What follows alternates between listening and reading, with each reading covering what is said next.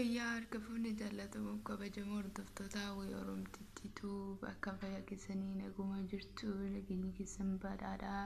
galata waaqayyoon kun nagaan irraa faadhaan isiniin jedha hordoftoota kiyyaa har'ammoo dhufee hin jira waaqayyoo galatu fayyee hin jiran isiniin jedha kaleessa akkuma beekamu baay'ee tokko sodaadheen ture sababii keessa goote nagaan nan dhagaamne sababiin sodaadheefis ta'uu danda'a. Baay'ee tokko sodaatan ture garuu waaqayyoo galatu har'ammoo nagaan qaba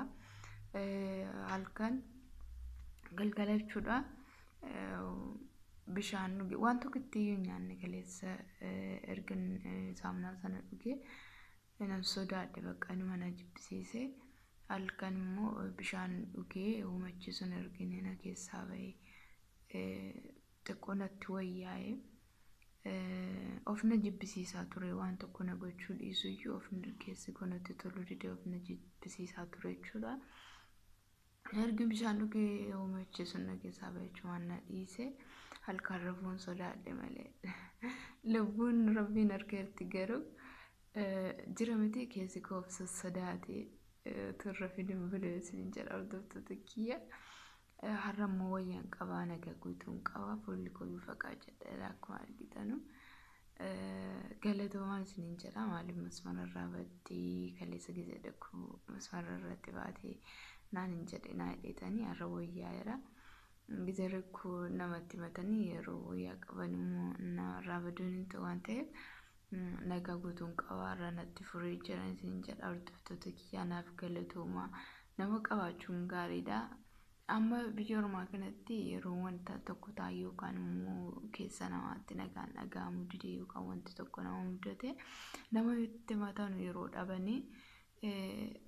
qobaa ta'uu qobummaatu namatti dhaga'ama bu'uutu jira of cannaquutu jira waan akkasii yeroo immoo akka kanaatti namatti dubbannaan namni abdii namaaf kennu waan tokko iyyuu taatu jira miti nama wajjin rakkina namaa namni yeroo jiraatu bakka gammachuu guddaatti namatti dhaga'ama jechuudha hanqaleessa gammachuutu nutti dhaga'ame ibsir waan tokko hin taatu yeroo isinaan jettanu waaqayyoo galatu waa tokko immoo utuu hin ta'in har'as jiraadhee har'a gaheera isinillee naaf jiraadha walumaan jiraannu isin jedha waaqayyoo galatu har'a na dhiisee jiran isin jedha naaf galatu galata guddaa na biraa qabdu isin jedha isin jaalladha isin kabaja waaqayyoo mana caala isin jaallatan isin jedha hordoftoota kiyya. Ada kun akkanatti fayyatan jiran isiniin jedha midhaan illee nyaadheera har'a waaqayyo maqaan isaa eebbifamu isinillee naaf jiraadhaan isiniin jedha hamtoonni isiniin argini wanti hin taane isiniin mudatiin jechuun jaalladha isiniin jedha hordoftoota kiyyaa nageettiin isiniin jedha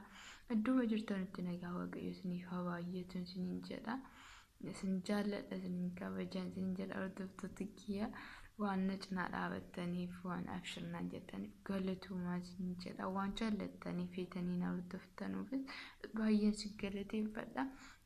galata baay'ee na biraa qabdu naaf jiraadhaa isiniin jedha baay'ee isin jaalladha obboleettii